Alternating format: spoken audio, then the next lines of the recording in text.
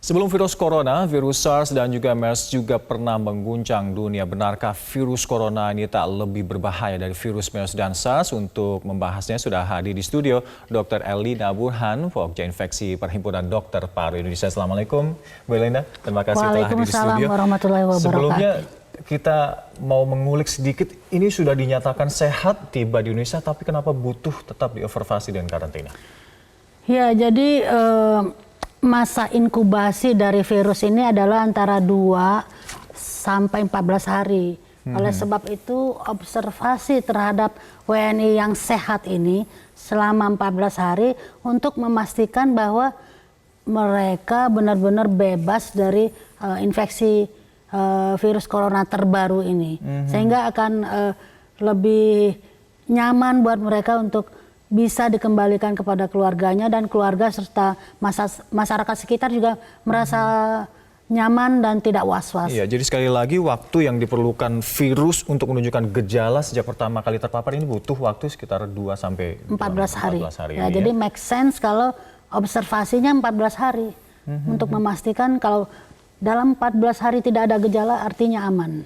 Jadi memang sulit untuk mendeteksi dari awal seorang penderita yang terpapar virus ini ya, Bu. Seperti yang karena terjadi kita nggak tahu kapan dia terpaparnya kan. Seperti yang terjadi di Prancis, ada seorang wisatawan yang begitu tiba di bandara, dia bebas lolos dari thermal. Tapi ternyata begitu tiba berkunjung di kota, city tour semacam itu, ternyata dia terpapar semacam itu ya. Karena itu mungkin pada saat datang di bandara masih dalam masa inkubasi, belum ada gejala, belum timbul demam. Dan ini yang membuat sulit untuk dideteksi dari awal ya. Iya. Ya.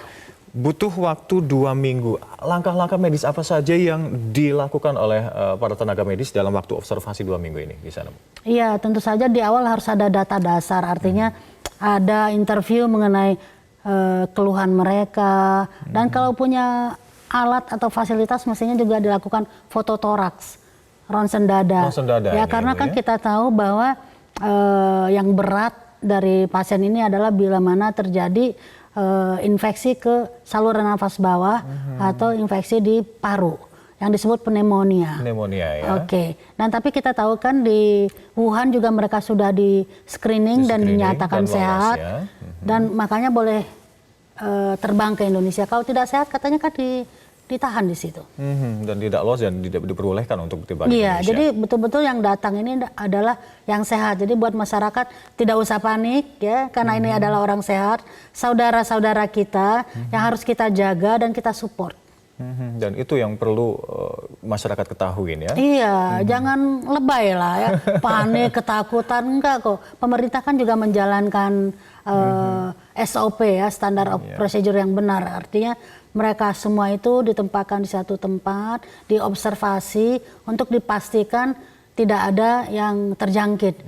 Dan menurut saya juga tim kesehatan sudah memastikan bahwa masyarakat WNI yang datang ini akan disupport seoptimal mungkin, mulai dari makanan, dan juga kita menyarankan dari PDPI, dan saya kira tadi saya mendengar Pak Menteri juga mengatakan bahwa mereka bisa berkomunikasi dengan keluarganya, itu juga suatu support bahwa mereka bisa berkomunikasi, karena kita tahu kan pasti stres sekali nih WNI yang sedang di Wuhan itu, karena mereka nggak bisa keluar apartemen katanya. Makanan juga aksesnya sulit untuk mendapatkan makanan. Jadi sampai ke Indonesia tentunya mereka harus kita support, dan kami bahkan dari PDPI menghimbau kalau perlu ada pendekatan psikologi juga buat yang membutuhkan. Iya. Jadi pendampingan tidak melulu soal kesehatan saja, namun psikologi juga tak kalah penting di sini. Iya. Dan juga harus banyak edukasi agar menghilangkan stigma. Karena masyarakatnya seperti membuat stigma nih, wah akan menularkan pada kita. Nah, melalui ini saya terima kasih kepada Metro TV ini mengundang, melalui kesempatan ini saya ingin menyampaikan kepada masyarakat, jangan terlalu lebay, jangan terlalu panik, waspada boleh, menambah pengetahuan boleh, tapi jangan lebay dan panik, harus rasional begitu ya. Dan juga jangan termakan nih, sekarang banyak sekali hoax.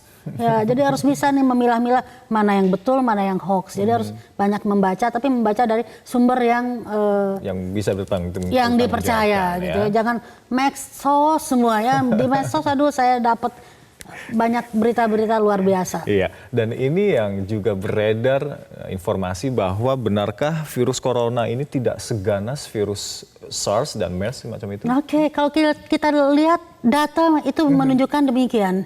Jadi pada saat SARS kan kematian itu sampai 10%. Iya. Pada saat MERS-CoV kematian di atas 35%. Ya. Sementara saat ini data tentang coronavirus yang terbaru ini, jadi saya tambahkan juga baik SARS maupun MERS-CoV dan novel coronavirus ini satu rumpun, sama-sama coronavirus. Satu family gitu ya? Satu family, cuman beda-beda strain ya, beda galur. Nah, yang terbaru ini yang novel coronavirus. Novel coronavirus. Jadi sebutannya harus iya, karena berbeda. Novel corona. nCoV, novel coronavirus atau coronavirus terbaru. Ini saat ini data menunjukkan kematian 305 dari 14 ribuan, jadi sekitar 2-3%. 2-3%. Jadi case fatality rate-nya rendah. Ya. Ini berbicara data ya. Data, ya kita bicara data. Dan kita tidak bisa menafikan itu, namun kita tetap harus berhati-hati. Waspada. Penyebarannya karena dari penularannya ini cukup cepat ya.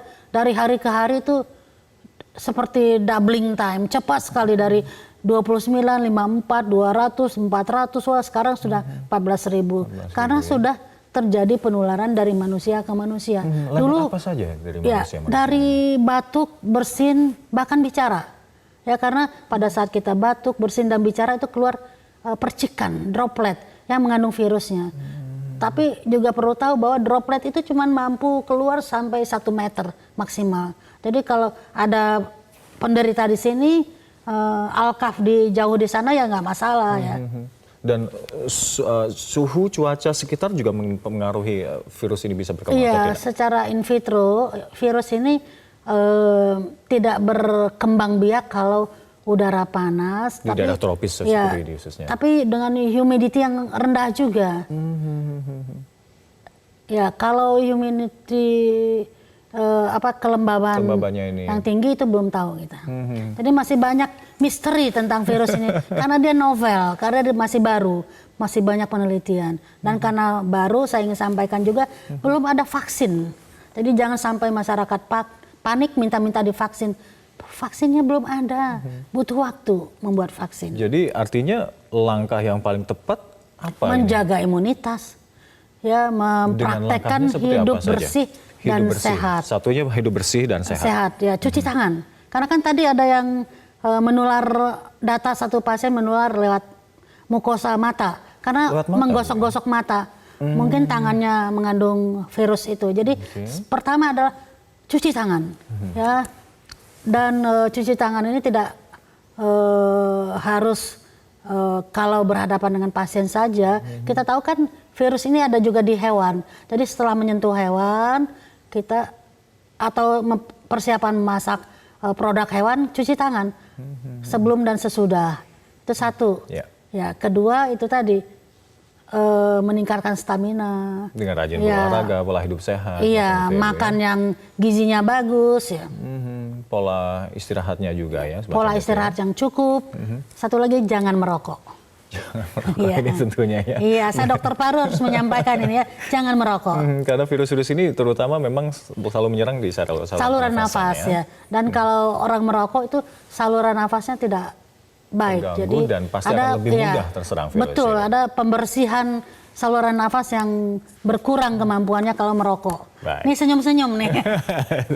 Baik, terima kasih kehadiran di studio. Sama-sama. Bu Erlina telah bergabung sama kami. Semoga menambah awareness dari masyarakat untuk sadar hidup sehat. Walaupun Indonesia saat ini belum terdeteksi satupun terkait dengan virus novel corona. Terima kasih. Assalamualaikum. Terima kasih telah bersama kami.